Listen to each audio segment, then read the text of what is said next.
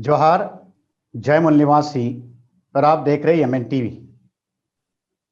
उत्तर प्रदेश के चुनाव को लेकर काफी सारी सरगर्मियां हमको देखने को मिल रही है।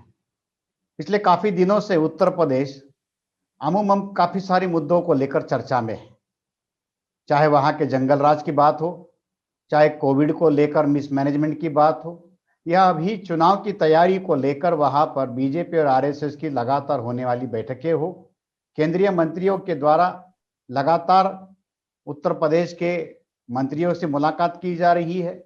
और उसी बीच में योगी आदित्यनाथ भी दिल्ली में होम मिनिस्टर और प्रधानमंत्री को भी मिलने के लिए गए। एक तरह से ये केंद्र सरकार के द्वारा उनको बुलावा दिया गया था और अपनी साफ सफाई देने के लिए उनको वहां पर हाजिरी लगाने के लिए कहा गया था। इसी बीच में केशव प्रसाद मौर्य हो या पिछड़े राजनीति करने वाले नेता है, उनकी तरफ से भी काफी सारी बयानबाजी मीडिया में भी हमको देखने को मिली। नाराजगी की एक लहर बीजेपी के अंदर चलाई जा रही है। इस तरीके भी काफी सारी बातें हमको मीडिया से या अखबारों से, सूचनाओं से मिल रही है। अभी 8-9 महीनों के बाद में उत्तर प्रदेश के विधानसभा के चुनाव होने वाले हैं और इन चुनावों को लेकर काफी सारी तैयारियां अलग अलग संगठनों के द्वारा, राजनीतिक दलों के द्वारा की जाएगी। और माना जाता है कि दिल्ली का जो रास्ता है, जहां पर अभी वजीर आजम प्रधानमंत्री मोदी बैठे हैं, वो चाहे दिल्ली में बैठे हो मगर वहां का रास्ता उत्तर प्रदेश से होकर ही गुजरता है। 80 लोकसभा की सीटें हैं, 403 विधानसभा की सीटें हैं, 20 करोड़ से ज्यादा की आबादी रखने वाला प्रदेश है। और इतनी बड़ी आबादी और इतनी बड़ी शक्तिशाली राजनीतिक पहुंच रखने वाले उत्तर प्रदेश के चुनाव अगले साल 8-9 महीनों के बाद होने वाले हैं। और इन चुनावों को ध्यान में रखकर काफी सारी तैयारियां, काफी सारे मुद्दे, काफी सारे इश्यूज अब लोगों के सामने हैं। हालांकि अभी कुछ दिनों पहले पंचायत राज के चुनाव हुए, उन चुनावों में बीजेपी को बहुत बड़े पैमाने पर झटका भी लगा। उसके बावजूद भी बीजेपी जीत का दावा कर रही है और लगातार अपनी ताकत आगे बढ़ाने की बात कर रही है। अब उत्तर प्रदेश की राजनीति जिन 4 मुद्दों पर या जिन मुद्दों पर खड़ी है, उसमें एक बहुत बड़ा मुद्दा जो है वो है मंडल आंदोलन का या कमंडल आंदोलन का, या जिसको हम कहे कि पिछड़े वर्ग की राजनीति के लिए उत्तर प्रदेश काफी जाना जाता रहा। इसी उत्तर प्रदेश ने पिछड़ों की राजनीति करने के लिए बहुत बड़े पैमाने पर नेता दिए, आजादी के आंदोलन में भी और आजादी के बाद की राजनीति के लिए भी।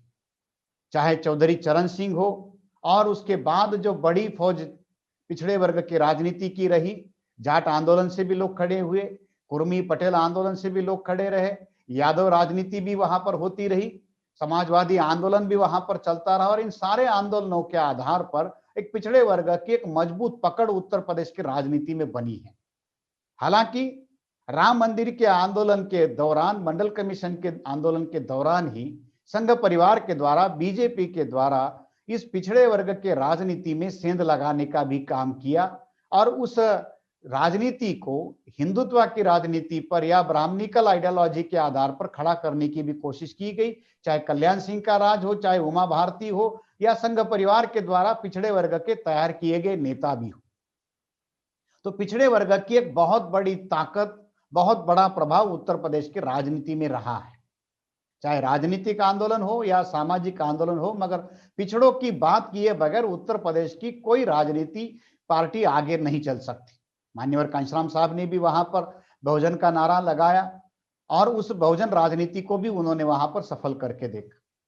उसी पिछड़े वर्ग की राजनीति को आज हम लोग जानने समझने की कोशिश करेंगे कि आने वाले चुनावों में, खासतौर पर विधानसभा के चुनावों में, पिछड़े वर्ग के नेताओं का क्या रुझान होगा, वो किस तरीके से अपनी राजनीति करना चाहेंगे, चाहे वो राजनीतिक दल हो या वहां पर काम करने वाले सामाजिक संगठन के लोग भी हो। आज इसी मुद्दों पर बात करने के लिए तरह तरह के मुद्दे हैं। उत्तर प्रदेश अभी लगातार मीडिया में छाया रहेगा, बड़ी सारी चर्चा उसकी होती रहेगी। और आज उसी मुद्दों पर बात करने के लिए हमारे साथ राष्ट्रीय पिछड़ा वर्ग मोर्चा के राष्ट्रीय अध्यक्ष चौधरी विकास पटेल जी हमारे साथ है, जो उत्तर प्रदेश के ही है और राष्ट्रीय पिछड़ा वर्ग मोर्चा नाम का एक संगठन भी चलाते हैं, जो पूरे देश भर में खास तौर पर पिछड़े वर्ग के अंदर सामाजिक राजनीतिक चेतना के लिए काम करता है। तो आज हम लोग इन्हीं मुद्दों पर चौधरी विकास पटेल जी से बात करेंगे। मैं उनका स्वागत करता हूं। और आज हमारी इस मीटिंग में मूल निवासी जो आंदोलन हम लोग चला रहे, उसका जो एक मीडिया जो हम लोग चला रहे, उसमें यमन टीवी के सह संपादक हमारे साथी संकेत कामले जी भी हमारे साथ रहेंगे। तो आज की इस मीटिंग में मैं स्वागत करता हूं संकेत कामले जी का और चौधरी विकास पटेल जी का। चौधरी विकास जी, मैं आपसे ये जानना चाहूंगा कि उत्तर प्रदेश की राजनीति में ये जो पिछड़े वर्ग का जो प्रभाव है वो किस तरीके से देखा जा रहा है। मैं थोड़ा सा विस्तार से इसके बारे में जानना चाहूंगा, क्योंकि आजादी के बाद में काफी सारे पिछड़े कद्दावर नेता उत्तर प्रदेश ने पैदा किए। मुख्यमंत्री से लेकर प्रधानमंत्री तक चौधरी चरण सिंह जैसे एक बहुत ताकतवर जाट नेता, किसान नेता उन्होंने पैदा किए। बड़े बड़े ताकतवर नेता, मुलायम सिंह जो प्रधानमंत्री बनने का ख्वाब देख रहे थे, उसके लायक थे, मंडल आंदोलन की उपज थे। तो ऐसे बड़े बड़े नेता जो है उत्तर प्रदेश से पैदा हुए, केंद्रीय मंत्री भी रहे, बड़े बड़े ताकतवर नेता उत्तर प्रदेश ने पैदा किए। तो उत्तर प्रदेश में पिछड़े वर्ग की राजनीति का क्या आधार है और किस तरीके से वह अपनी पेट बनाने में कामयाब रहा? जैसा कि आपने बताया कि लगातार उत्तर प्रदेश में पिछड़े वर्ग के नेता रहे हैं, चाहे वो राम नरेश यादव रहे हों, चाहे चौधरी चरण सिंह रहे हों, चाहे मुलायम सिंह यादव रहे हों, या अभी अखिलेश यादव भी पिछड़े वर्ग के हैं, जी, जो रामस्वरूप वर्मा भी थे। रामस्वरूप वर्मा भी थे। तो ऐसे बहुत सारे, या बीजेपी और कांग्रेस के लोगों को भी, पिछड़े वर्ग के लोगों को ही आगे करना पड़ा उत्तर प्रदेश में। जी, चाहे कांग्रेस के द्वारा राम नरेश यादव को मुख्यमंत्री बनाना पड़ा, या बीजेपी के द्वारा कल्याण सिंह को मुख्यमंत्री बनाना पड़ा, और कई पिछड़े वर्ग के लोगों को मंत्री बनाना पड़ा, मुख्यमंत्री बनाना पड़ा। या अभी 2017 के चुनाव में भी बीजेपी जो चुनाव लड़ी, वो चुनाव केशव प्रसाद मौर्य के नाम पर लड़ी। जी, ओबीसी चेहरे के नाम पर बीजेपी ने चुनाव लड़ा। अंदरूनी वैसे तो उन्होंने नहीं घोषित किया था, लेकिन अंदरूनी तौर पर वो टोटल का टोटल चुनाव बीजेपी ने पिछड़े वर्ग के ऊपर चुनाव लड़ा। और इसके लिए उन्होंने अनुप्रिया पटेल से भी गठबंधन किया था। इसके लिए उन्होंने जो सोहेल देव भारतीय समाज पार्टी है, ओम प्रकाश राजभर जी उसके राष्ट्रीय अध्यक्ष हैं, उससे भी उन्होंने गठबंधन किया था 2017 के चुनाव में। तो हमेशा उत्तर प्रदेश के अंदर जो सत्ता बनाने का काम है, उसमें पिछड़े वर्ग की बहुत महत्वपूर्ण भूमिका रही। या बीएसपी की भी जब सत्ता आई तो उसमें भी पिछड़े वर्ग की कई जातियों की बहुत ज्यादा महत्वपूर्ण भूमिका रही, बीएसपी के समर्थन में गई। तो इसकी वजह से बीएसपी की भी सत्ता उत्तर प्रदेश में आई। तो लगातार पिछड़े वर्ग के लोगों की भूमिका उत्तर प्रदेश में सरकार बनाने में रही है। लेकिन अभी जो पिछड़े वर्ग के लोगों की जो स्थिति है, अभी आज की तारीख में, जो 2017 में जो ओम प्रकाश राजभर और अनुप्रिया पटेल और तमाम पिछड़े वर्ग के नेताओं की वजह से जो बीजेपी के साथ में बड़े पैमाने पर पिछड़े वर्ग के लोग गए थे। लेकिन आज की जो स्थिति है, कि आज की स्थिति में ओम प्रकाश राजभर अलग हो गए, अनुप्रिया पटेल को मिनिस्टर बनाया नहीं। जी, अभी चुनाव आ गया है तो अनुप्रिया पटेल को मिलने के लिए बुलाया, संजय निषाद को मिलने के लिए बुलाया। तो बीजेपी को भी ये बात लग रही है कि पिछड़े वर्ग के बगैर हम चुनाव नहीं जीत सकते। जी, लेकिन जो लगातार बीजेपी ने पिछड़े वर्ग के लोगों का इस्तेमाल किया, चाहे वो मंडल कमीशन की लड़ाई को डाइवर्ट करने के लिए कमंडल के आंदोलन में कल्याण सिंह, उमा भारती, विनय कटियार जैसे तमाम लोगों को आगे करने का मामला रहा हो, लेकिन आज उनका इस्तेमाल किया, मगर उनको राम मंदिर ट्रस्ट में कोई जगह नहीं दी। जी, तो इस प्रकार की जो तमाम बातें हैं, इससे पिछड़े वर्ग के लोगों के अंदर अभी बहुत ज्यादा गुस्सा है बीजेपी के प्रति। क्योंकि पिछड़े वर्ग के लोगों को ये बात पता चल गई है कि बीजेपी के लोग हमारा केवल इस्तेमाल कर रहे हैं वोट लेने के लिए, लेकिन वो हमारे फेवर में कोई काम नहीं करते। तो इससे लगा जी जी जी जी बोलिए। तो इससे लगातार पिछड़े वर्ग के लोगों में एक बहुत बड़ा तबका ऐसा है जो बहुत ज्यादा गुस्से में है बीजेपी से, और वो अभी बीजेपी के खिलाफ जाने की स्थिति में है। इस बात को बीजेपी भी अच्छी तरीके से समझ गई है। अभी जो एक सर्वे आया था उसमें भी ये बात पता चली कि बीजेपी अगर अभी चुनाव हो जाए तो 100 सीट जीतना बीजेपी के लिए उत्तर प्रदेश में मुश्किल हो जाएगा। ये भी एक सर्वे आया था। तो इसके तहत बीजेपी के लोग इस काम पर लगे हुए हैं कि फिर से अनुप्रिया पटेल के नाम पर फिर से ओम प्रकाश राजभर को भी शायद टेलीफोन किया था जेपी नड्डा ने, ऐसा ओम जी प्रकाश राजभर का वो कहना है। मीडिया में भी वो बातें आई थी। हाँ, मगर ओम प्रकाश राजभर ने ये कहा कि वहां पिछड़े वर्ग के लोगों की स्थिति गुलामों जैसी है, इसलिए हम उधर नहीं जाएं। उन्होंने तो अनुप्रिया, इनकार भी किया था, गठबंधन से भी इनकार किया हाँ, उन्होंने कि कोई गठबंधन से गठबंधन भी नहीं इनकार होगा। किया था। हम्म। तो एक तो ओम प्रकाश राजभर अभी जा नहीं रहे हैं बीजेपी के साथ अभी तक की स्थिति में। नहीं, मगर दूसरा, पार्टी के अंदर के जो पिछड़े वर्ग के नेता बीजेपी के अंदर है, उनको दोबारा लुभाने की, या हो सकता है कि चुनाव से पहले क्या केशव प्रसाद मौर्य को दोबारा सीएम बनाया जा सकता है? केशव प्रसाद मौर्य को दोबारा सीएम वो बनाने नहीं जा रहे हैं फिलहाल, ऐसा लग नहीं रहा है, क्योंकि उनकी तो क्योंकि महत्वाकांक्षा बनी हुई है, वो अपने आप को उस तरीके से देख भी रहे हैं। क्योंकि केशव प्रसाद मौर्य बनना चाहते हैं, मगर वो केशव प्रसाद मौर्य को सीएम बनाना नहीं चाहते हैं। क्योंकि केशव प्रसाद मौर्य को अगर सीएम बना दिया चुनाव के टाइम में, तो फिर एक तो उनके सामने ये समस्या है कि योगी असफल रहे, ये ठप्पा लग जाए। जी, योगी असफल हो गए, ये ठप्पा लग जाएगा, एक तो ये उनकी प्रॉब्लम। दूसरी प्रॉब्लम ये है कि वो बैकवर्ड को आगे करना नहीं चाहते, तो इसलिए वो केशव प्रसाद मौर्य को नहीं बनाने जा रहे हैं, लेकिन वो केशव प्रसाद मौर्य के नाम का उपयोग दोबारा करना चाहते हैं। दूसरी महत्वपूर्ण बात यह है कि जो 2017 के चुनाव पर केशव प्रसाद मौर्य के नाम का फायदा बीजेपी को मिला, वो 2022 के चुनाव में केशव प्रसाद मौर्य के नाम का फायदा बीजेपी को मिलने नहीं जा रहा है। अनुप्रिया पटेल के नाम का फायदा बीजेपी को मिलने नहीं जा रहा है। अगर वो केशव प्रसाद मौर्य को मुख्यमंत्री बना भी देते हैं तो भी पिछड़े वर्ग के लोग इस बार बीजेपी को वोट देने नहीं जा रहे।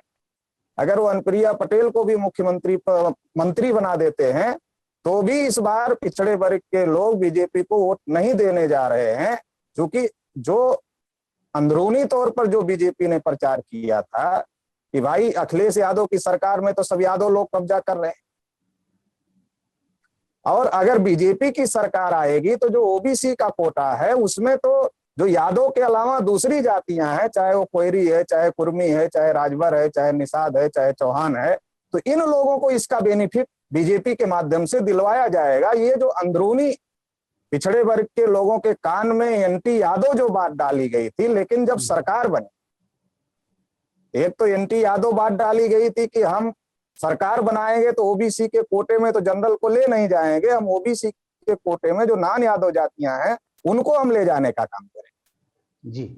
और दूसरा इनके नेताओं का चेहरा दिखाया कि इनको मिनिस्टर बनाएंगे या चीफ मिनिस्टर बनाएंगे। तो ये दो बातों को क्लब किया और तीसरा हिंदुत्व का जो मामला खड़ा किया, इसके आधार पर बीजेपी को समर्थन मिला 2017 के चुनाव। लेकिन अभी वो सारी स्थितियां साफ हो गई। अभी जो शिक्षक भर्ती हुआ 69,000 जो शिक्षक भर्ती हुआ जी, उसमें ओबीसी के कोटे में ब्राह्मणों ने सर्टिफिकेट लगा करके ओबीसी का वो ब्राह्मण हो गए, दूसरे लोग हो गए। तो ओबीसी का जो कोटा है उसमें ही ओबीसी को नहीं मिल रहा है। ये बात ओबीसी को भी पता चल गई कि बीजेपी गवर्नमेंट में हमारे कोटे पर भी हमको नहीं मिलने वाला। और ये बात तो राष्ट्रीय पिछड़ा वर्ग आयोग ने भी मान ली है कि 5,844 सीटों पर शिक्षक भर्ती में आरक्षण घोटाला हुआ है जी। और उन्होंने योगी सरकार से स्पष्टीकरण भी मांगा है इस बात को लेकर के। इसी प्रकार से जो गोरखपुर यूनिवर्सिटी में नियुक्तियां हुई, बांदा यूनिवर्सिटी का भी मामला, बांदा यूनिवर्सिटी में 15 में से 11 एक ही जाति के लोगों की नियुक्ति की गई।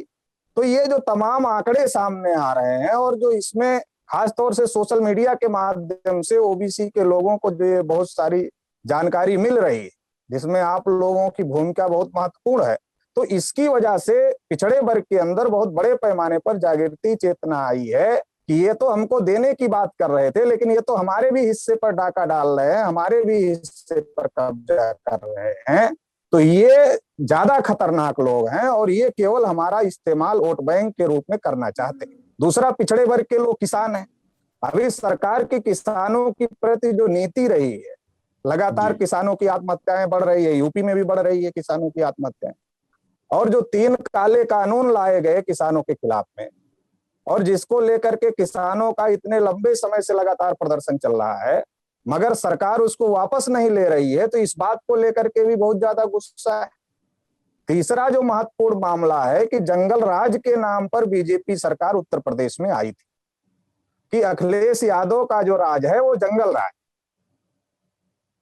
लेकिन उत्तर प्रदेश में बड़े पैमाने पर पिछड़े वर्ग के लोगों के इनकाउंटर हुए, फर्जी इनकाउंटर हुए। पिछड़े वर्ग के लोग बहुत बड़े पैमाने पर मारे गए, उनके घरों पर कब्जे किए गए, और लगातार जो है पिछड़े वर्ग के ऊपर ही अन्याय और अत्याचार हो रहे हैं। कई जगह पुलिस प्रशासन के सामने भी इस प्रकार के अन्याय अत्याचार हुए, कई जगह पुलिस प्रशासन अपराधियों को बचाने में लगा रहा। तो ये सारी बातें अब पिछड़े वर्ग के लोगों को बहुत अच्छी तरीके से समझ में आ गई है कि ये जो बीजेपी है, ये बीजेपी केवल हमारा इस्तेमाल करके हमारे हक अधिकार पर कब्जा करना चाहती। जो हिंदुत्व का मामला था, तो बड़े पैमाने पर ये मैसेज भी पिछड़े वर्ग के लोगों में गया है कि भाई जब मस्जिद ढहाना था, जब मस्जिद गिराना था, तब तो हम थे, पिछड़े वर्ग के लोग थे, मगर जब ट्रस्ट में रखने की बात हुई तो हम पिछड़े वर्ग के लोगों को बिल्कुल बाइकाट कर दिया गया, बाहर कर दिया गया। तो इसका मतलब ये है कि ये धर्म के नाम पर भी हमारा इस्तेमाल ही कर रहे हैं, हिंदू के नाम पर भी हमारा इस्तेमाल कर रहे हैं, मुसलमानों से लड़ाने भिड़ाने के लिए तो हमारा उपयोग कर रहे हैं, लेकिन हमें देने के नाम पर ये कुछ देना नहीं चाहते, सारा का सारा कब्जा खुद ही रखना चाहते। तो ये बहुत सारी बातें अभी पिछड़े वर्ग के लोगों को जानकारी हो गई है, और इस जानकारी की वजह से जो अभी पिछड़े वर्ग के लोग जो बीजेपी के समर्थन में थे, और 2017 में मेरा ऐसा मानना है पिछड़े वर्ग के लोगों की वजह से ही उत्तर प्रदेश में बीजेपी की सरकार आई। केशव मौर्य का नाम प्रोपेगेंडा किया था, और बीजेपी वाले तो बड़े खास तरीके से काम करते। वो कुर्मी में गए तो कहा प्रिया पटेल को मुख्यमंत्री बनाएंगे, राजभर में गए तो कहा ओम प्रकाश राजभर को मुख्यमंत्री बनाएंगे, कुशवाहा में गए तो कहा ओम प्रकाश इनको केशव मौर्य, केशव प्रसाद मौर्य को मुख्यमंत्री बनाए। तो जिस बिरादरी में गए उसको मिनिस्टर बनाएंगे, चीफ मिनिस्टर बनाएंगे, ऐसा कह करके सबका वोट बटोर लिया 2017। तो मेरा मानना है पिछड़े वर्ग के लोगों के गुमराह होने की वजह से 2017 में यूपी में बीजेपी की गवर्नमेंट आई। लेकिन गुमराह होने से यूपी में बीजेपी की गवर्नमेंट आई, लेकिन जो लोगों की आकांक्षाएं थी, जो अपेक्षाएं थी गवर्नमेंट से, पहली अपेक्षा तो ये थी कि हमारे नेता मिनिस्टर बनेंगे, चीफ मिनिस्टर बनेंगे, वही नहीं हुआ। केशव प्रसाद मौर्य को उप बनाकर चुप कर दिया, योगी आदित्यनाथ को उत्तर प्रदेश का मुख्यमंत्री बना दिया। ओबीसी के लोग किसान हैं, योगी आदित्यनाथ ने इतने सांड पूरे उत्तर प्रदेश में छोड़ दिए, इतने आवारा पशु छोड़ दिए पूरे उत्तर प्रदेश में, कि किसानों की फसल आवारा पशुओं से बचाना बहुत मुश्किल काम हो गया। तो ऐसे बहुत सारे कारण है जिसकी वजह से पिछड़े वर्ग के लोग जो 2017 में उत्तर प्रदेश में बीजेपी को समर्थन किए थे, योगी को तो समर्थन नहीं किया था, बीजेपी ने थोप दिया उत्तर प्रदेश वालों के लोग ऊपर। तो आज की तारीख में वो बहुत बड़े पैमाने पर पिछड़े वर्ग के लोगों को बात समझ में आ गई है, और वो भी बहुत ज्यादा बीजेपी के विरोध जो पिछड़े वर्ग। इसके बावजूद भी जैसा आपने कहा, और काले सर ने भी शुरुआत में कहा कि पिछड़े वर्ग की एक राजनीति उत्तर प्रदेश में बनी है, पिछड़े वर्ग के समर्थन के बगैर कोई सरकार नहीं बन सकती। आपने भी कहा कि 2017 में पिछड़े वर्ग के लोगों ने ही बीजेपी को समर्थन दिया था, जिसकी वजह से बीजेपी की सरकार वहां पर बन पाई है। लेकिन इसके बावजूद भी आप जैसे कह रहे हैं कि अभी लोगों को समझ में आ रहा है, पिछड़े वर्ग के लोगों को ये सारी बातें या सारी बदमाशी, षड्यंत्र जो बीजेपी के द्वारा हुए वो समझ में आ रहे हैं, लेकिन इसके बावजूद भी पिछड़े वर्ग के मुद्दे, राजनीतिक मुद्दे जो बनने चाहिए, चुनावी मुद्दे जो बनने चाहिए, वो बनते हुए दिखाई नहीं दे रहे। पिछले अगर इतिहास देखें तब भी हमें ऐसा नहीं दिखाई दे रहा है। और आप जो अभी बोल रहे हैं कि पिछड़े वर्ग के लोगों को ये सारी बातें समझ में आ रही है, लेकिन पिछड़े वर्ग के कद्दावर नेता वहां पर है, पार्टियां वहां पर काम करती है, इसके बावजूद भी चुनावी मुद्दे नहीं बन पा रहे। क्या कारण है? क्या मंडल की राजनीति पर कमंडल हावी हो गया है? देखिए, पिछड़े वर्ग में दो प्रकार की पार्टियां उत्तर प्रदेश में हैं। एक तो समाजवादी पार्टी है जो स्टेबलिश पार्टी है, कभी सत्ता में रहती है, कभी विपक्ष में रहती है। दूसरी कुछ ऐसी छोटी छोटी पार्टियां हैं, जैसे अपना दल हुआ, माननीय ओम प्रकाश राजभर जी की पार्टी हुई, ऐसे ही और कुछ संजय निषाद की पार्टी हुई, ऐसे और कुछ बाबू सिंह कुशवाहा की पार्टी हुई, ऐसे तमाम कुछ छोटी छोटी पार्टियां। जो छोटी छोटी पार्टियां हैं वो किसी ना किसी के पीठ पर सवार होकर के अपनी कुछ सीटें निकालने और कुछ मिनिस्टर पद लेने और इस काम में लगी हुई।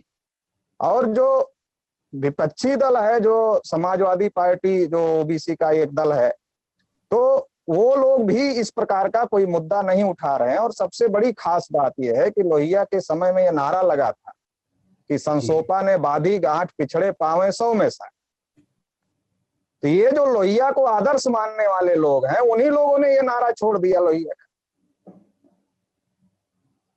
पिछड़ों को अभी 60% मिला नहीं, जब पिछड़ों को 60% मिला नहीं तो ये नारा छोड़ना नहीं चाहिए था। मगर ये नारा जो लोहिया को आदर्श मानने वाले लोग हैं, उन्होंने ये नारा छोड़ दिया क्योंकि उनको ऐसा लगता है कि इस नारे से तो ब्राह्मण नाराज हो जाएंगे हमसे। तो ब्राह्मण नाराज हो जाएंगे, तो ब्राह्मण नाराज ना हो तो इसलिए पिछड़े वर्ग के मुद्दे लोग उठाना नहीं चाहते, जो पिछड़े वर्ग की पार्टियां। और इसीलिए आज जो बीजेपी सत्ता में आई है उत्तर प्रदेश में, उसका जो सबसे बड़ा कारण है वो कारण है कि जो बैकवर्डों की लीडरशिप थी राजनीतिक, जो बैकवर्डों के राजनीतिक नेता थे, वो राजनीतिक नेताओं ने जो उनकी विचारधारा थी उस विचारधारा को छोड़ दिया, उन मुद्दों को छोड़ दिया। पिछड़े वर्ग के जो मुद्दे हैं वो मुद्दे ना उठाने की वजह से ये लोग इसको उठाने के बजाय ये सेकुलर हो गए। बीच के दौर में जब सेंटर में कांग्रेस की सरकार थी तो आप लोग देखते रहे होंगे, चाहे लालू जी रहे हों चाहे मुलायम सिंह यादव रहे हों, वो किस बात पे कांग्रेस को समर्थन करते थे। जब मीडिया वाले पूछते थे तो वो कहते थे कि कांग्रेस सेकुलर है इसलिए हम कांग्रेस को समर्थन कर रहे। तो जो उनकी लड़ाई थी, जो बैकवर्डों के समर्थन की लड़ाई थी, उस लड़ाई को लड़ना लगभग छोड़ दिया और केवल सेकुलर के नाम पर बीजेपी कम्युनल है और हम सेकुलर हैं और हम सेकुलर दलों को समर्थन करेंगे और हम सेकुलर हैं इसलिए हमको समर्थन किया जाए। तो ये जो बात, ये जो लाइन ली गई बैकवर्डों के दलों द्वारा, जो एक दौरान मंडल कमीशन की लड़ाई लड़ रहे थे एक समय में, लेकिन बाद में जो उनके द्वारा लाइन ली गई कि हम सेकुलर हैं, तो वो जो केवल सेकुलर तक जो सीमित हो गए और जो लड़ाई को छोड़ दिया, उसका नतीजा ये हुआ कि आरएसएस बीजेपी के लोगों ने पिछड़े वर्ग के लोगों के अंदर एक बात फैलाई कि सेकुलर का मतलब ये होता है मुसलमानों का हितैषी। मुसलमानों का हितैषी का मतलब ये है कि हिंदुओं के लिए कुछ सोचते नहीं, कुछ करते नहीं, बल्कि ये तो हिंदुओं के विरोध में है। जिनको बीजेपी हिंदू कहती है, पिछड़े वर्ग के लोगों को ब्राह्मण हिंदू कहते हैं, तो उन्होंने कहा ये तो तुम्हारे बारे में कुछ सोचते नहीं है, तो केवल मुसलमानों का हित करना चाहते हैं। तो इससे जो इनका वोट था जो पिछड़े वर्ग का, वो पिछड़े वर्ग का वोट धीरे धीरे इनके साथ से खिसक गया, क्योंकि इन्होंने जो वैचारिक खुराक होनी चाहिए थी पिछड़े वर्ग के लोगों को, वैचारिक खुराक नहीं दिया। उनके हक अधिकार की लड़ाई को लड़ने का काम इन्होंने छोड़ दिया। तो इसका नतीजा ये हुआ कि जो ये पिछड़े वर्ग के नेता थे मंडल कमीशन की लड़ाई के दौरान, वो धीरे धीरे अपनी जाति के नेता हो, और मुसलमानों का वोट इनको इसलिए मिलता रहा कि ये सेकुलर हैं और बीजेपी को हराएंगे, इसलिए इनको मुसलमानों का वोट मिलता रहा।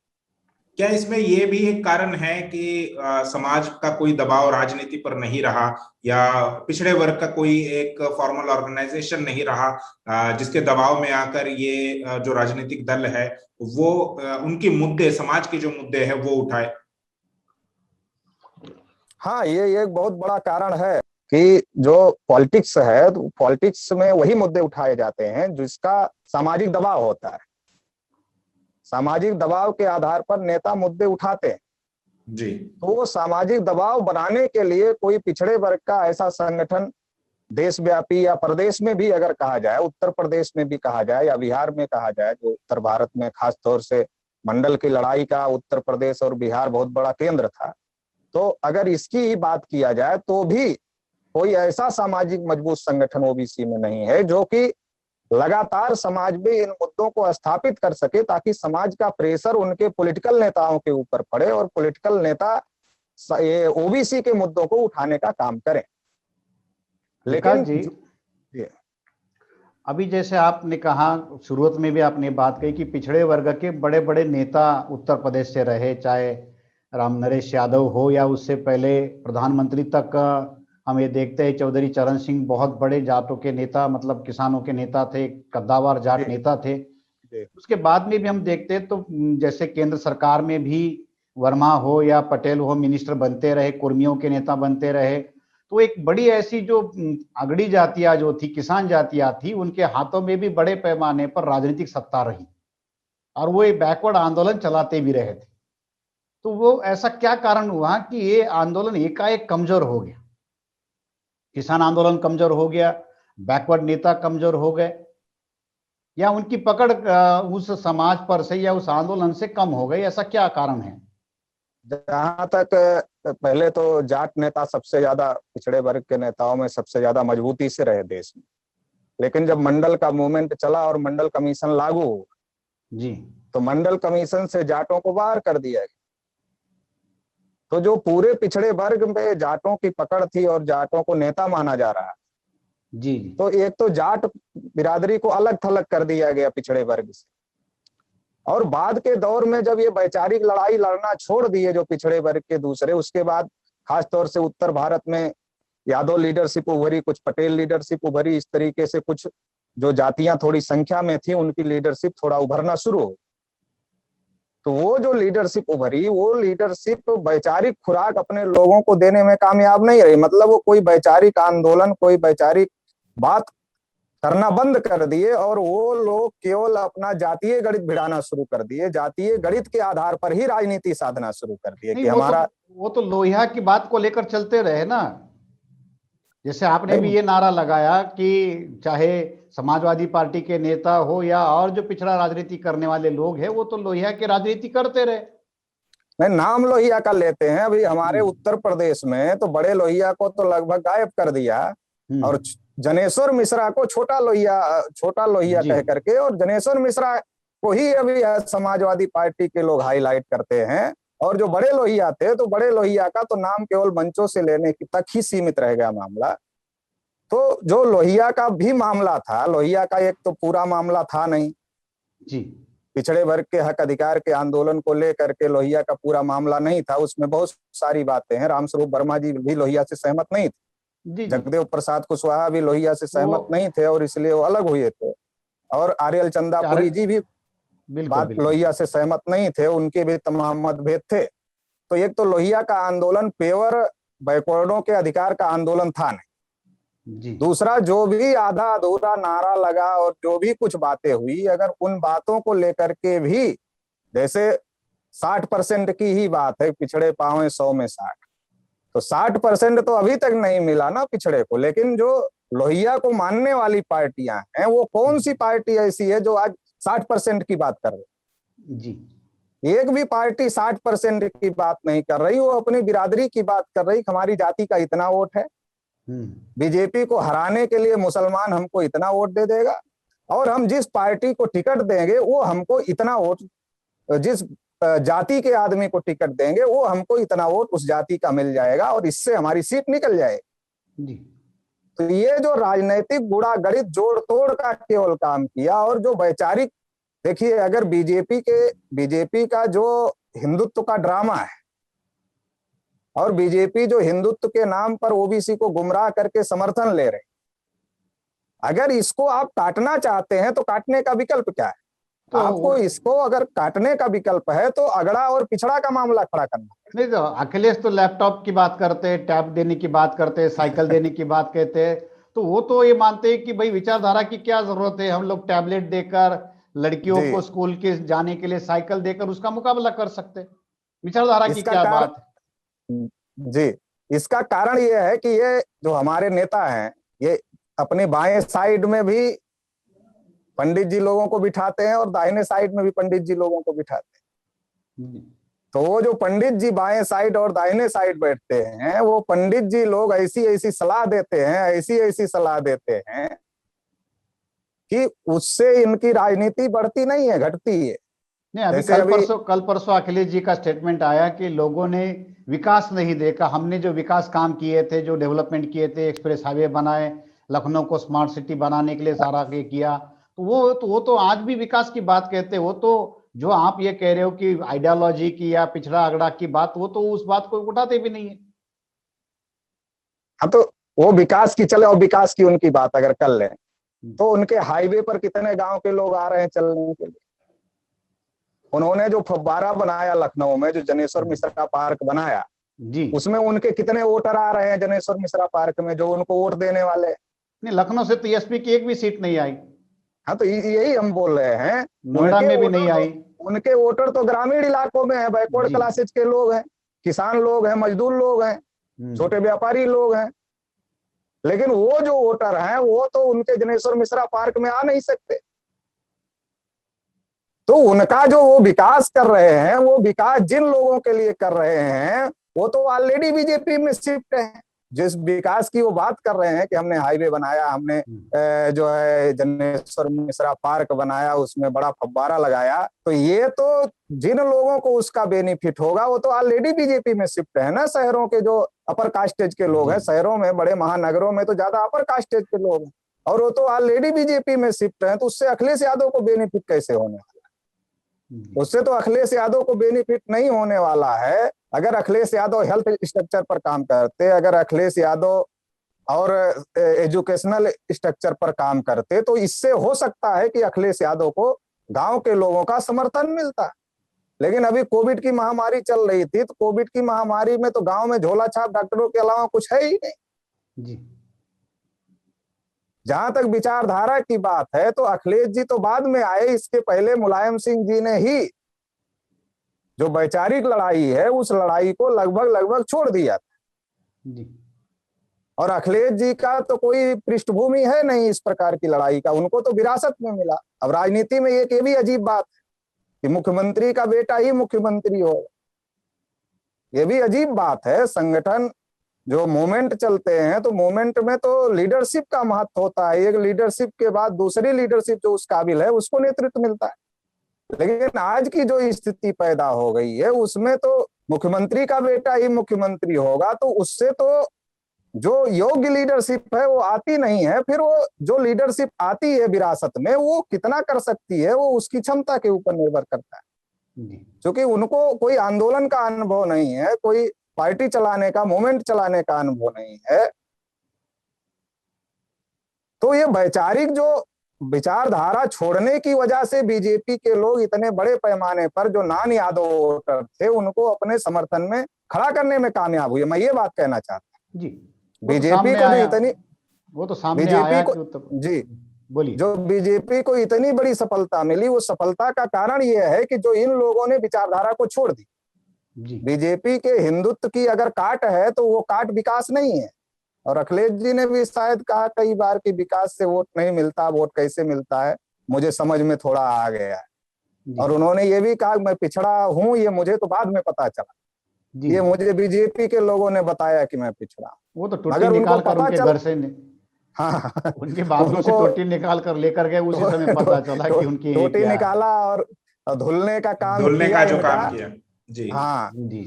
तो इनको पता चल गया, चलो अब पता चल गया, अब पता चल गया तो कम से कम अब से लड़ाई लड़ लो बैकवर्डों की। जब जागो तभी सवेरा, अब पता चल गया तो अब से लड़ लो। मगर अब भी तो आप कोई बैकवर्डों की लड़ाई लड़ते हुए दिख नहीं रहे। तो ये जो मामला है कि बीजेपी का जो हिंदुत्व का ड्रामा है, अगर उसको आप काउंटर करना चाहते हैं, तो काउंटर करने के लिए अगड़ा पिछड़ा का आंदोलन खड़ा करने के अलावा कोई रास्ता नहीं है। आप उसको काउंटर नहीं कर सकते। विकास जी, जो अभी आप ये जो आगड़ा पिछड़ा की बात कह रहे हैं, तो अभी 2022 में विधानसभा के चुनाव होने वाले हैं। आप एक राष्ट्रीय पिछड़ा वर्ग मोर्चा नाम का एक बड़ा संगठन चलाते हैं, उत्तर प्रदेश में काफी उसकी पैठ है, लोगों में उसकी पकड़ है। तो आप जिस विचारधारा की बात कह रहे हैं या फॉरवर्ड बैकवर्ड की राजनीति की बात कह रहे हैं, तो अभी 2022 के चुनाव को लेकर कौन से मुद्दे होंगे जिन मुद्दों पर पिछड़ों को सोचना चाहिए या अपना चुनावी एजेंडा बनाने के लिए उन मुद्दों पर ज्यादा जोर देकर काम करने की जरूरत है? तमाम मुद्दे हैं। एक तो सबसे बड़ा मुद्दा तो ओबीसी की सेंसस नहीं हुई, एक बहुत बड़ा मुद्दा है। इसके अलावा ओबीसी को रिजर्वेशन प्रमोशन होना चाहिए, जो आज तक नहीं हुआ। इसके अलावा ओबीसी के अभी तमाम जगह बैकलॉग पड़े हुए हैं जी, पूरे उत्तर प्रदेश में तमाम डिपार्टमेंटों में बैकलॉग पड़े हुए हैं। तो बैकलॉग की भर्तियां होनी चाहिए। तीसरी बात यह है कि जो बड़े पैमाने पर संविदा पर और ठेका प्रथा से जो कर्मचारी रखे जा रहे हैं, तो उसकी वजह से जो ओबीसी को सरकारी नौकरियों का फायदा होना चाहिए था रिजर्वेशन की वजह से, वो तो हो नहीं रहा है। तो ये ठेका प्रथा और संविदा, इसको रोक लगा करके डायरेक्ट सरकारी नियुक्तियां हो, तो इससे ओबीसी को बड़े पैमाने पर फायदा हो। एनजीओ के माध्यम से अगर नियुक्ति भी हो जाती है तो वो 1 साल के लिए करते हैं, 1 साल बाद वो निकालेंगे या रखेंगे, उनकी मर्जी। तो उत्तर और प्रदेश ने उसके तो 5 साल का किया हुआ है, कॉन्ट्रैक्ट बेस के लिए भी 5 साल का समय लगाया। मगर वो हर साल के लिए रिन्यूअल करते हैं। जी जी, वो हर साल उसका रिन्यूअल करते हैं। तो ये जो स्थिति है, तो इससे तो ओबीसी के लोगों को बड़े पैमाने पर, दूसरा अभी नीट में ओबीसी को रिजर्वेशन नहीं मिला, ये मुद्दे भी उठाने चाहिए राजनीति में, क्योंकि राजनीति में तो उन्हीं मुद्दों के पर चर्चा होती है, उन्हीं की समस्याओं का समाधान होता है जिनके मुद्दे उठते हैं पहले। और जो ओबीसी की संख्या के अनुपात में हिस्सेदारी नहीं है कहीं पर भी, तो ओबीसी को संख्या के अनुपात में हिस्सेदारी मिलनी चाहिए। दूसरा, जो ओबीसी के लोग बड़े पैमाने पर कमजोर हैं, बहुत सारे जो ओबीसी में मोस्ट बैकवर्ड के लोग हैं, उनकी स्थिति ही नहीं है कि, और बैकवर्डों में भी बहुत बड़ा तबका है जिसकी स्थिति नहीं है कि आज की महंगी एजुकेशन में वो प्रोफेशनल एजुकेशन, हायर एजुकेशन अपने बच्चे को दिला ले जाए। तो अगर उनको आर्थिक सहायता सरकार की तरफ से मिले तो फिर वो अपने बच्चे को हायर एजुकेशन, प्रोफेशनल एजुकेशन दिला सकते हैं। तो ये तमाम बातें हैं, तमाम मुद्दों को लेकर के जो पिछड़े वर्ग के संबंधित मुद्दे हैं, उनको राजनीति में चर्चा का विषय अगर बनता है तो उससे बड़े पैमाने पर पिछड़े वर्ग के लोगों का ध्रुवीकरण कराया जा सकता है, जिसमें रिजर्वेशन एक बहुत महत्वपूर्ण मुद्दा है।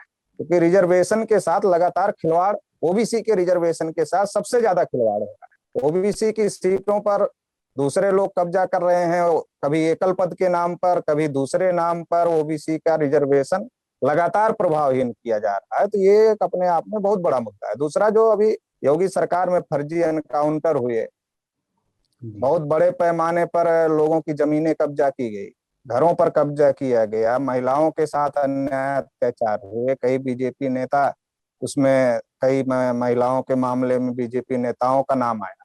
तो ये तमाम मुद्दे हैं जिन मुद्दों को लेकर के उत्तर प्रदेश के चुनाव में अगर कोई पार्टी मुद्दा बनाती है तो इससे बड़े पैमाने पर ओबीसी के लोगों का ध्रुवीकरण उनके लिए हो सकता है। बिल्कुल। विकास जी, ये बताइए कि जिस प्रकार से योगी आदित्यनाथ की मुख्यमंत्री बनने के बाद और खास तौर पर विकास दुबे का इनकाउंटर होने के बाद जो कांग्रेस के ब्राह्मण थे, उन लोगों के द्वारा एक प्रचार शुरू किया गया कि ये तो ठाकुरों का राज है, इस राज में ब्राह्मण सेफ नहीं है या ब्राह्मणों को खतरा है। उसी सरकार में, उसी योगी की सरकार में डिप्टी सीएम जो है वो केशव प्रसाद मौर्य है। तो क्या ये पिछड़ों का राज नहीं है? शासन प्रशासन में उनकी भागीदारी को लेकर भी सवाल उठाए जा रहे हैं, क्या कहेंगे? ब्राह्मणों की आरएसएस है और ब्राह्मण ही रो रहे हैं, तो पिछड़े तो सीएम बनाने के नाम पर डिप्टी सीएम बना दिए गए, और डिप्टी सीएम के जिले में ही उनकी ही बिरादरी की हत्या ब्राह्मणों द्वारा कर दी जाती है। तमाम पूरे प्रदेश के अंदर बलिया में आपने विकास दुबे का जिक्र किया, तो आप विकास दुबे की घटना के पहले का थोड़ा उत्तर प्रदेश की स्थिति देखिए। विकास दुबे की घटना के पहले की जो उत्तर प्रदेश की स्थिति थी, बड़े पैमाने पर एनकाउंटरों की चर्चा गर्म। कौन से एनकाउंटरों के? फर्जी एनकाउंटर पिछड़े वर्ग के लोग। दूसरा, बड़े पैमाने पर जो पिछड़े वर्ग की महिलाओं के साथ रेप और दूसरी घटनाएं हुई, उनकी चर्चा गर्म थी। तीसरा, जो पिछड़े वर्ग के लोगों की हत्याएं हुई, उसकी चर्चा गर्म थी। चौथा, जो पिछड़े वर्ग के ऊपर फर्जी उनकी जमीनों पर कब्जा किया गया, उसकी चर्चा गर्म थी। खुद राष्ट्रीय पिछड़ा वर्ग मोर्चा भी इन तमाम आंदोलनों को कर रहा था।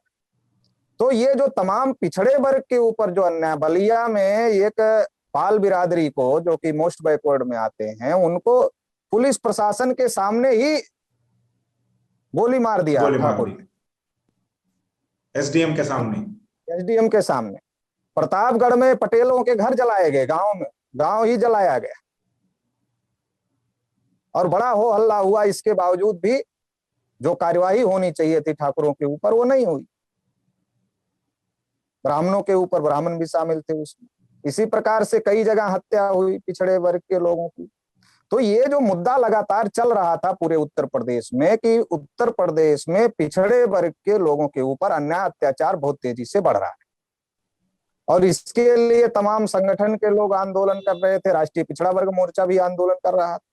लेकिन जब विकास दुबे प्रकरण सामने आया तो विकास दुबे प्रकरण में, चूंकि अगर विकास दुबे जिंदा होता तो मेरा ऐसा मानना है कि विकास दुबे का अगर बयान होता तो विकास दुबे के बयान में कई बड़े बड़े बीजेपी के नेता मारे जाते, पकड़े जाते, कई बड़े बड़े बीजेपी के नेता पकड़े जाते। और अगर कई बड़े बड़े बीजेपी के नेता पकड़े जाते तो उससे बहुत बड़ा बीजेपी का जो पर्दाफाश है, को कैसे अपराधियों को संरक्षण देते हैं, वो सारा मामला ओपन होता। तो एक तीर से दो निशाना साधा, एक तो अपने नेताओं को बचाने का काम किया, और दूसरा जो चर्चा बैकवर्डों के ऊपर अन्याय अत्याचार हो रहा है, ये चर्चा बंद कर दिया और विकास दुबे का फर्जी एनकाउंटर करके ये चर्चा शुरू करवा दिया कि ब्राह्मणों का उत्पीड़न हो रहा है योगी सरकार में, और ठाकुर वर्सेज ब्राह्मण की लड़ाई शुरू। अब ठाकुर वर्सेज ब्राह्मण की लड़ाई में वो तो आरएसएस बीजेपी के लोग समझ लेंगे क्या करना है, मगर ठाकुर वर्सेज ब्राह्मण की लड़ाई में जो बैकवर्डों के मुद्दे थे वो मुद्दे हवा में उड़ गए। और हमारे जो पिछड़े वर्ग शेड्यूल कास्ट के नेता थे वो भी परशुराम की मूर्ति लगाने में शामिल हो गए, क्योंकि उनको ब्राह्मणों ने कहा कि ब्राह्मण तो बहुत नाराज हो गया है बीजेपी से। जब ब्राह्मण नाराज हो गया बीजेपी से तो आप परशुराम की, वो राम की बात कर रहे हैं तो आप परशुराम की बात करो। तो अखिलेश जी ने कहा कि हम परशुराम की मूर्ति लगाएंगे, तो बहन जी ने कहा कि हम अखिलेश जी से भी बड़ी मूर्ति लगाएं। तो ये बैकवर्डों के मुद्दे को डाइवर्ट कर दिया गया। अगर ठाकुर और ब्राह्मण की लड़ाई हो रही है, और कई जगह जैसे अभी गोरखपुर यूनिवर्सिटी में 70% ठाकुरों को भरा गया, बांदा में 15 में से 11 ठाकुरों को भरा गया, तो ये मुद्दा है कि ठाकुरों को दिया जा रहा है। लेकिन ठाकुर वर्सेज ब्राह्मण की लड़ाई में हमारे नेता बैकवर्डों के मुद्दे ही भूल गए, और आयन टाइम पर ना ठाकुरों का वोट मिलने वाला है ना ब्राह्मणों का वोट मिलने वाला। क्या और जो जिनका वोट मिलने वाला है उनकी बात ही भूल गए। जी बोलिए। तो क्या केशव प्रसाद मौर्य जी स्टूल से उठकर कुर्सी तक उनका सफर संभव है, या उनकी जिंदगी उनके नसीब में केवल स्टूल ही रहेगा? नहीं, मुझे तो नहीं लग रहा कुर्सी तक पहुंचेंगे। वो तो स्टूल से भी नीचे उतारा जाएगा, ऐसा लगता है आपको? ऐसा लग रहा है कि अभी जो योगी और ये लगातार मीटिंगें हुई उसमें तो संघ ने भी एक ये मैसेज पास ऑन किया, बल्कि ये भी कहा संघ के लोगों ने कि अब मोदी को भी उत्तर प्रदेश के चुनाव में प्रचार के लिए नहीं लाया जाए। योगी काफी है। जो 5 राज्यों के चुनाव हो रहे हैं उसमें वो मोदी को भी नहीं लाया जाएगा, क्योंकि मोदी के आने से मुसलमानों का ध्रुवीकरण हो जाता है जी। और इसलिए योगी ही चेहरा रहेंगे जी। ये आरएसएस की मीटिंग में अगर ये बात आई तो इसका मतलब ये है कि फिर केशव मौर्य का कोई नंबर लगने वाला नहीं जी। वो तो स्टूल का जो उनका मुद्दा है, स्टूल से कुर्सी तक का उनका सफर संभव नहीं है जी। 2000 नहीं जे आने वाले 2022 के विधानसभा चुनाव में राष्ट्रीय पिछड़ा वर्ग मोर्चा की क्या भूमिका रहेगी? बीजेपी वाले जिसका एक बार इस्तेमाल कर लेते हैं दोबारा इस्तेमाल थोड़े ही करते हैं। एक बार इस्तेमाल करके फेंक देते हैं। आज का मामला नहीं है, विनय कटियार का इस्तेमाल किया, कल्याण सिंह का इस्तेमाल किया, आज नरेंद्र मोदी का इस्तेमाल कर रहे हैं, केशव मौर्य का इस्तेमाल किया। तो जिनका इस्तेमाल कर लिया उनको फेंक देते। तो अभी तो इस्तेमाल हो गया, अभी तो फेंकने का नंबर आ रहा है जी।